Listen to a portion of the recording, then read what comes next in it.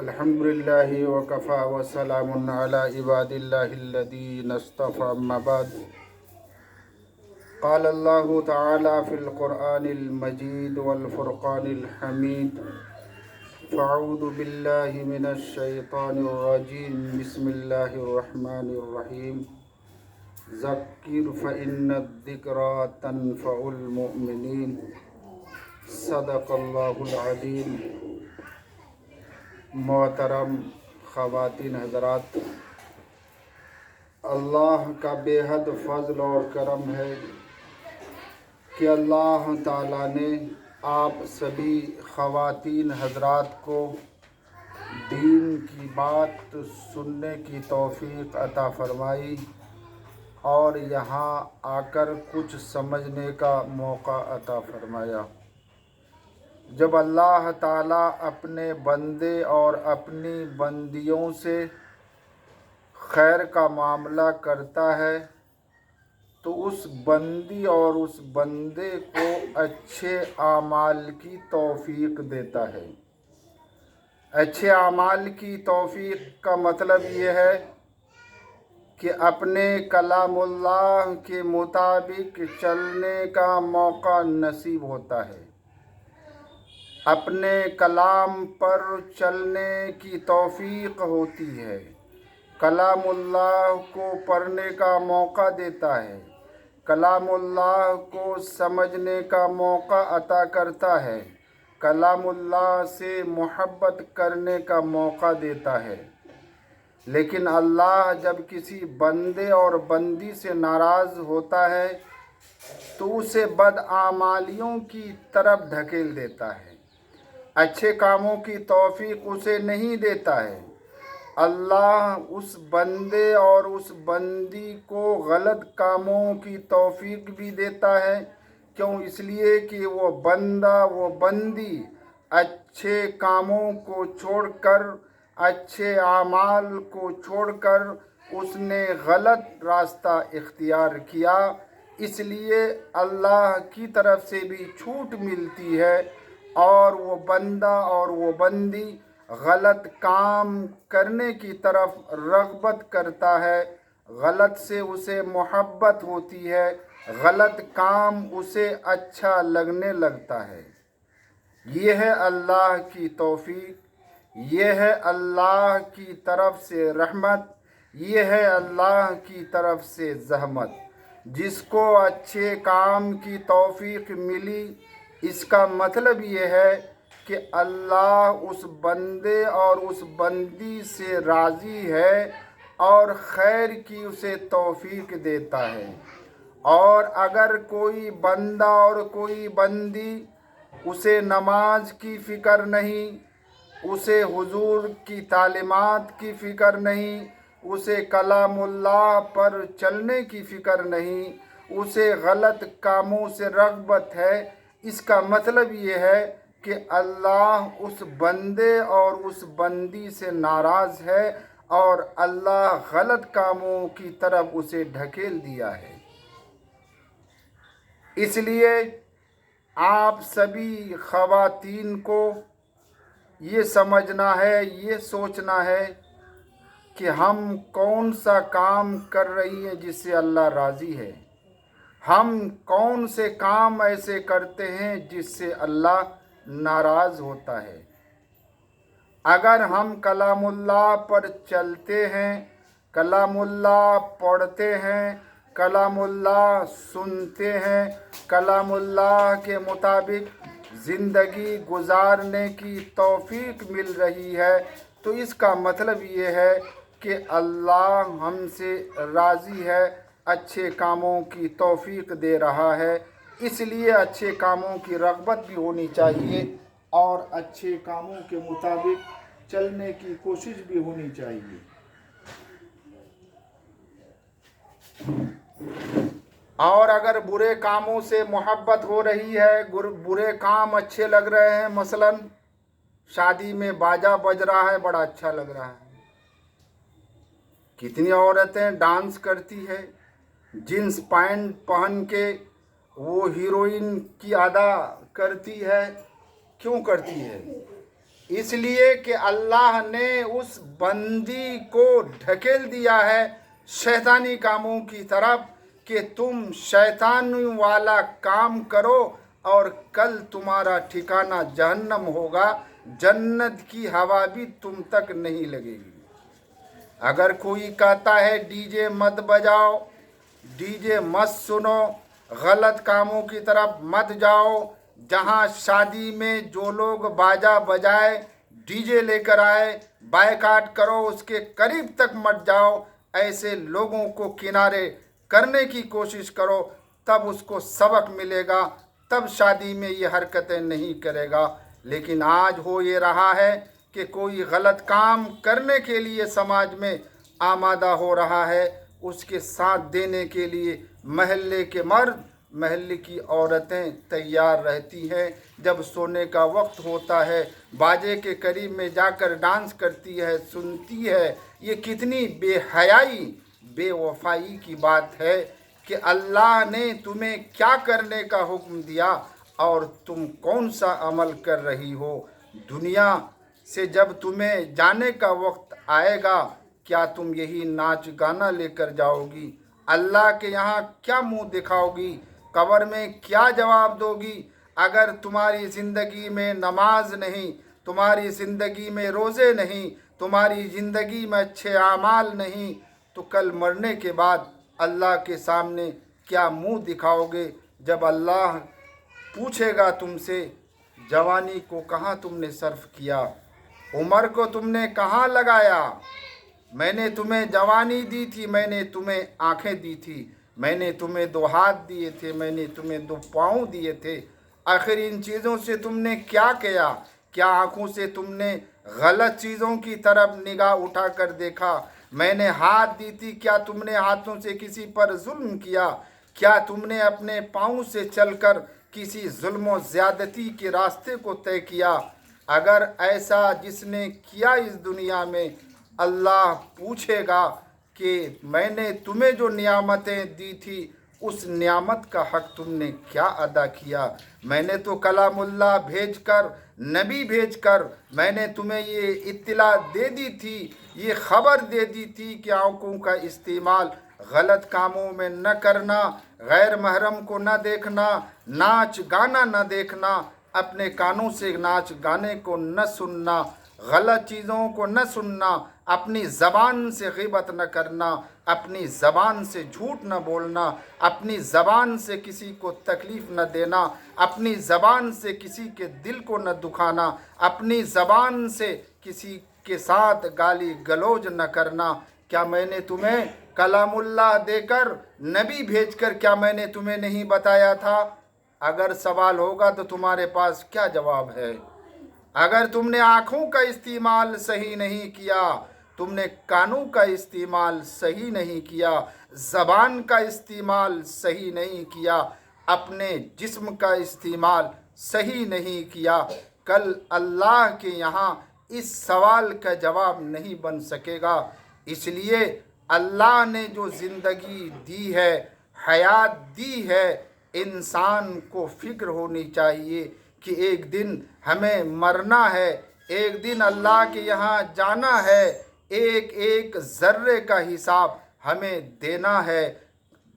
اور 2 فرشتے اللہ کی طرف سے کرامن کاتبین 2 پہلو پر 2 بیٹھے ہوئے ہیں، ہماری ہر چیزوں کو نوٹ کر رہا ہے، ہمارے اچھے اعمال کو بھی لکھ رہا ہے، ہمارے برے اعمال کو بھی یہ فرشتہ نوٹ کر رہا ہے۔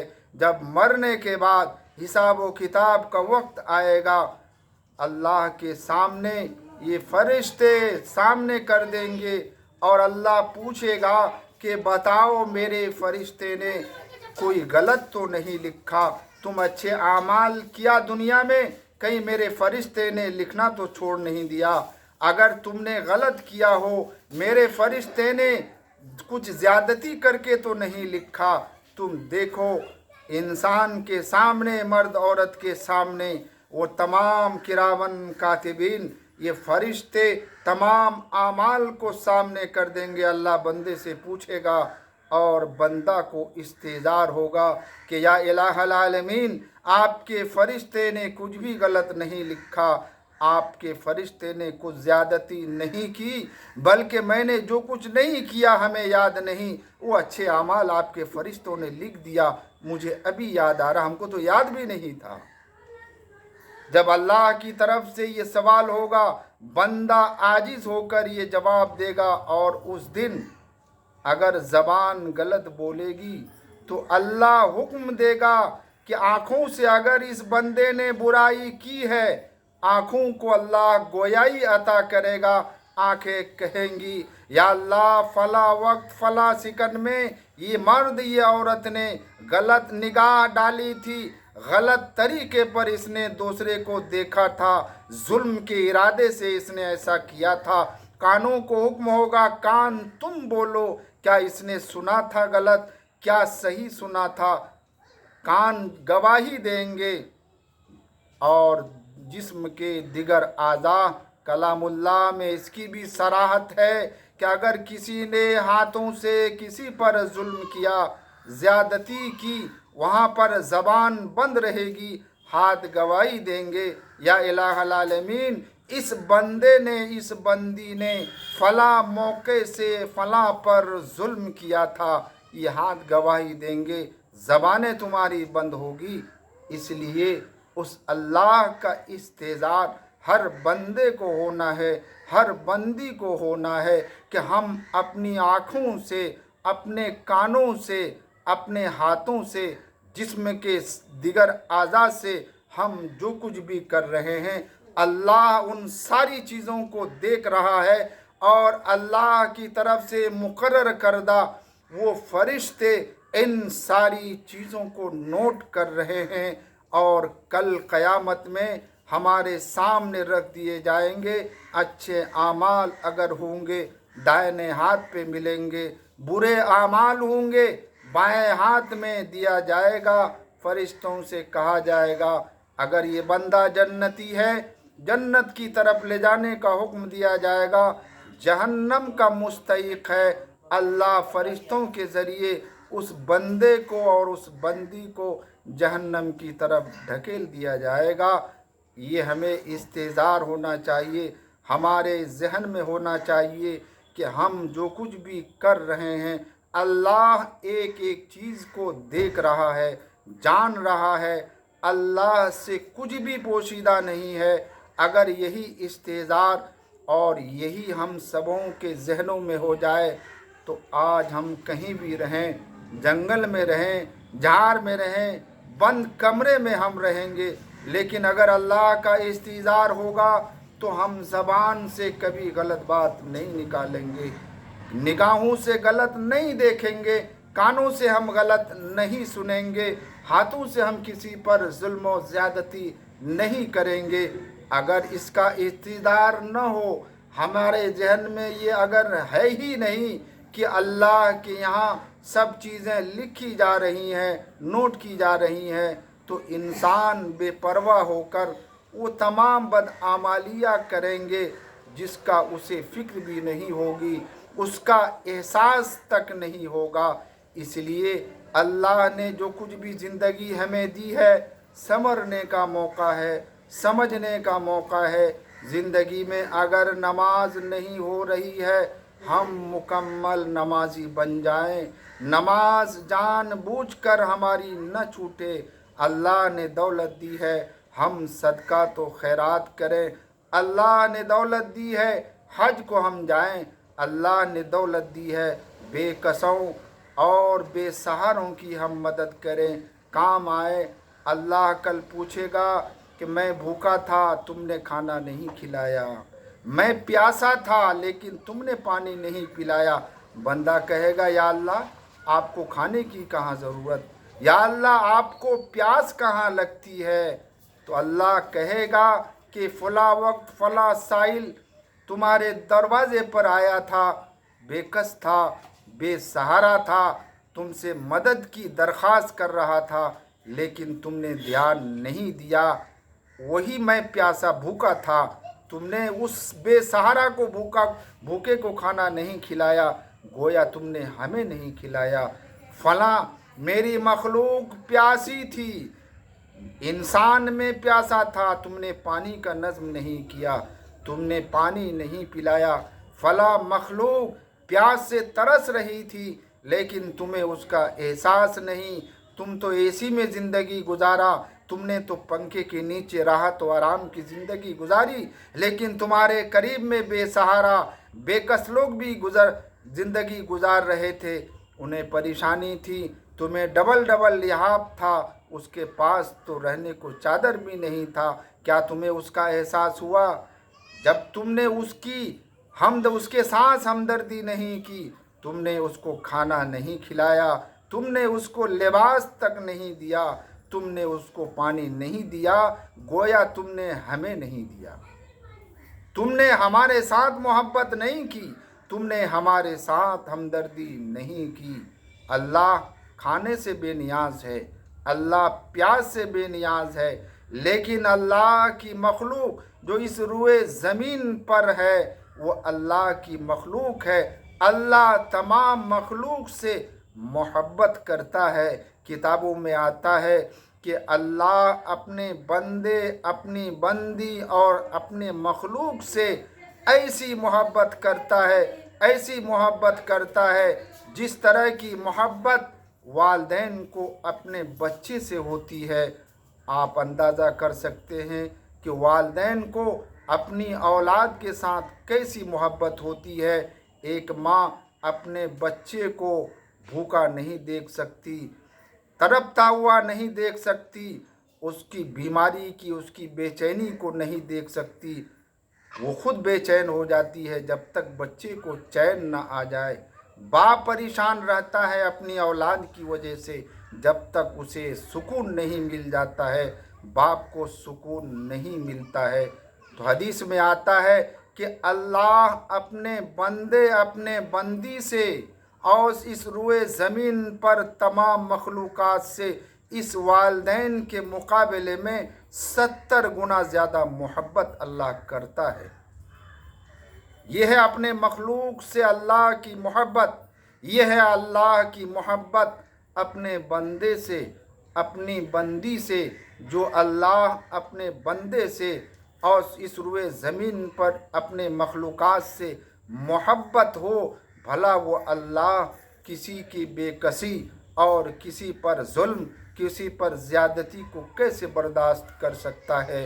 इसलिए आप भी कोशिश करें कि हमसे किसी को फ़ायदा पहुँचे, हमसे किसी को नुकसान न हो, हमारी ज़ात से किसी को परेशानी न हो, हमारी ज़ात से किसी को फ़ायदा तो पहुँचे, हमदर्दी तो हो, बही खाई तो हो, लेकिन हमारी ज़ात से किसी का दिल न दुखे, किसी पर जुल्म न हो, किसी पर ज़्यादती न हो। अगर ये ज़हन में आप रख लेंगे, ज़हन में रख कर अमल की कोशिश करेंगे, इंशाअल्लाह अल्लाह आपकी ज़िंदगी में भी खुशगवारी अता करेगा, अल्लाह अमन व सुकून की ज़िंदगी अता करेगा। आप नमाज के पाबंद बन जाइए, अल्लाह के अहकाम पर चलना शुरू कर दीजिए और प्यारे हबीब सल्लल्लाहु अलैहि वसल्लम की एक एक सुन्नत पर चलना शुरू कर दीजिए। इंशाअल्लाह ताला जब अल्लाह की रज़ामंदी मिल जाएगी, प्यारे हबीब सल्लल्लाहु अलैहि वसल्लम की अहकामात पर हम अमल पैरा हो जाएंगे, तो इंशाअल्लाह यहाँ से जब जाने का वक्त होगा, ख़ात्मा ईमान पर होगा, मरने के बाद भी हमें राहत नसीब होगी। अल्लाह के यहाँ तमाम सवालात के जवाबात को हम आसानी के साथ दे देंगे। लेकिन अगर दुनिया में हम कुछ न किए, दुनिया में हम अल्लाह के हुक्म पर नहीं चला और प्यारे हबीब सल्लल्लाहु अलैहि वसल्लम की सुन्नतों पर अमल नहीं किया, हर मरहले में, हर जगह हमें पशेमानी हाथ आएगी, रुसवाई और ज़िल्लत हमें होगी। वहाँ पर आमाले खैर के अलावा हमारे पास कुछ भी देने को नहीं होगा, चुकाने को नहीं होगा। हदीस में आता है कि इस एक मर्तबा प्यारे हबीब सल्लल्लाहु अलैहि वसल्लम ने सहाबाए किराम को मुखातब करके पूछा, बताओ इस रोए ज़मीन पर सबसे ज़्यादा गरीब और मुफलिस कौन है? सहाबाए किराम जवाब देने लगे, ए अल्लाह के रसूल, जिसके पास पैसे नहीं, जिसके पास दौलत नहीं, जिसके पास रहने को घर नहीं, वो गरीब और मुफलिस है। प्यारे हबीब सल्लल्लाहु अलैहि वसल्लम ने फरमाया, सुनो, ये मुफलिस और ये गरीब नहीं है, मेरी उम्मत का मुफलिस, मेरी उम्मत का गरीब और कंगाल वो शख्स है कि दुनिया में नमाजें खूब पढ़े होंगे, रोज़े खूब किए होंगे, ज़कातें खूब दिए होंगे, खैर का काम भी खूब किया होगा, लेकिन दुनिया में हराम से नहीं बचा होगा, किसी को गाली दी होगी, किसी पर जुल्म ज़्यादती किया होगा, किसी का दिल दुखाया होगा, किसी का माल हड़प कर लिया होगा। क़यामत में जितने लोगों के साथ जुल्म ज़्यादती रही होगी, एक लाइन में खड़े हो जाएंगे और इनके आमाल इनके सामने कर दिए जाएंगे। अल्लाह हर एक से उसका बदला देना शुरू करेगा। जिसके साथ जिसको गाली दी होगी उसका बदला इनके आमाल से चुकाना शुरू करेगा।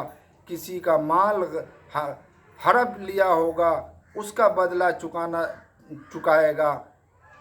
किताबों में आता है कि इनके आमाल ख़त्म हो जाएंगे, लेकिन दावेदार की लाइनें बाकी रहेगी।